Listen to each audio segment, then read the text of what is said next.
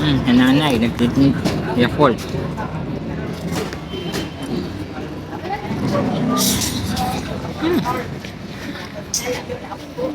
Ako din ba na isa?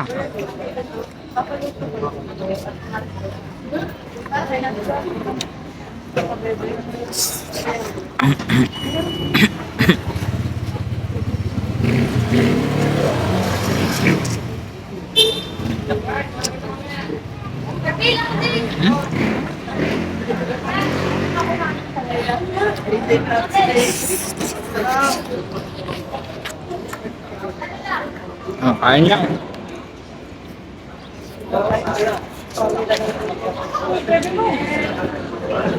Kain pa. Laman puta.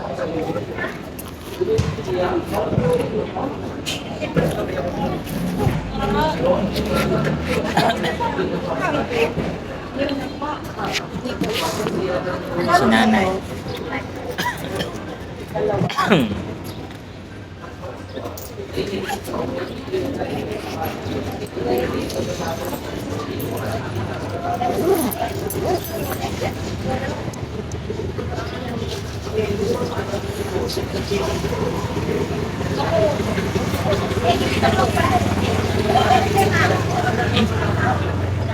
Buminti atin, dami yan. Mami, bayad ko.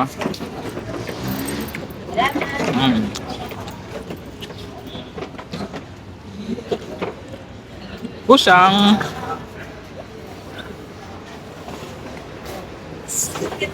Bulag ka ba? Hindi ka ba nakakita? Oh no, Lana. Stay ka lang dyan. Kaali. Hindi nga. Ilang taon na ka nagtitinda niyan, nanay? 33 years na? Oh, tagal na din ano. Kasi galing ko Manila eh, 10 taon ako doon. Pinalipat ako dito. Ah, ibig sabihin may kinukuha na talaga kayo niyan. Yung delivery sa bahay. Ah, okay.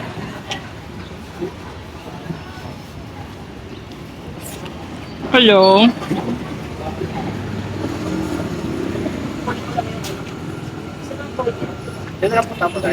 Taga rito kayo mismo sa Kalamba.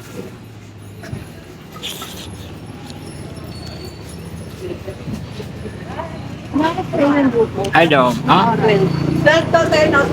Ah, yan. Kahit naman yung mga nag-question.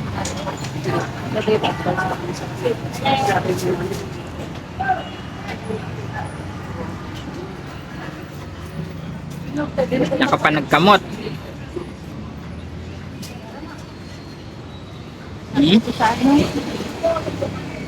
Talaga ikaw.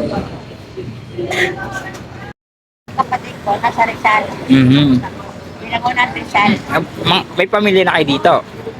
Bali, single mom ako. Ah, single mom mo kayo? Ah. Isang anak ako. Kunan ko lang kayo ng picture, mami, ha? Para lang ma-promote ko lang na yung gaano kasipag kayo bilang single mom, mami. Meron din akong customer. Nanay. Ano muna tayo? Selfie muna tayo. Eh, siyempre, hindi mas ako na masaka na.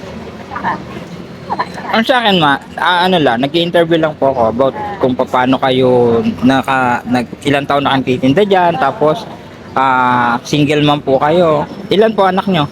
Isa, lalaki. Lalaki. May trabaho naman po. Dati po, pero nung ano siya, di ba may pandemic tayo? Aha. Eh, balik din na nagsara yung company. Muna hindi ko pa siya okay lang naman ako. Pero may pamilya na po siya? Wala po. Wala pa. Ilang taon na? 22 years old.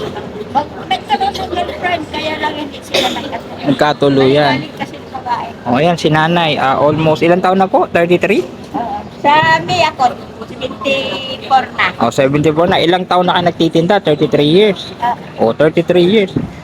Guys, 33 years na siya nagtitinda. Kahit pa paano, meron siya pinagkakakitaan. Pero siyempre, yung determination niya bilang isang nanay, bilang isang single mom. Iwangan ko na lang. Bahay namin, 4-5. ilaw tubig. May mga alaga ako po sa taso. Mhm. Ay, kinukuha sa pinta sa asawa. Oh, diba?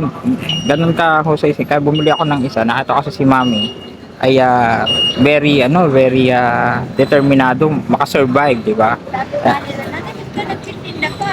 Oo nga po. Ayaw niya mga ng permiso. Ay, naku, hanggat kaya ko pa.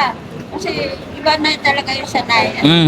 Tsaka hindi, Hanap-hanap. sa panahon ngayon, kailangan talaga medyo doble sikap, ano po. Kaya nga, Eh sabi, isa lang naman. Dadalawa naman kayo. Eh, kahit nakakapag mag-isa, paano ako kakain? Mm. Paano babayaran ko yung bahay? opo.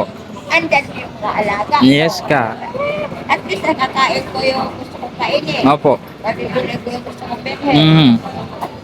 Kaya wala akong sosyo. Kaya nga, kaya nga dapat ngayon, napakadami pa nagrereklamo ngayon, ano? Kung tutusin, sa totoo lang, dapat nga maging masipag pa tayo ngayon dahil Saka yung iba dyan na nakikita ko na yung dahil lakas-lakas na siya. opo, totoo po yun.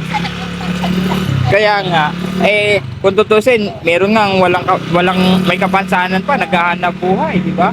Dito sa atin sa Pilipinas, talagang medyo kailangan doble sikap ka. Sakto pa eh. Pero nagkakasukapit. Ito pa kaya pagleto. Kaya nga, tawag. So, Nay, maraming salamat po ha sa inyong konting oras para sa konting interview. Para lang ma-inspire yung mga manonood natin dito. So, actually, nagbablog po talaga ako at nanay.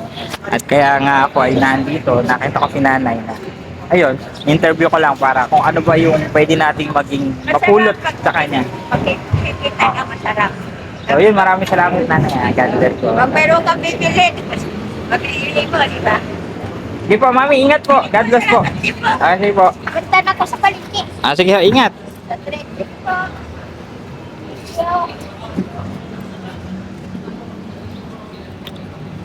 Yan.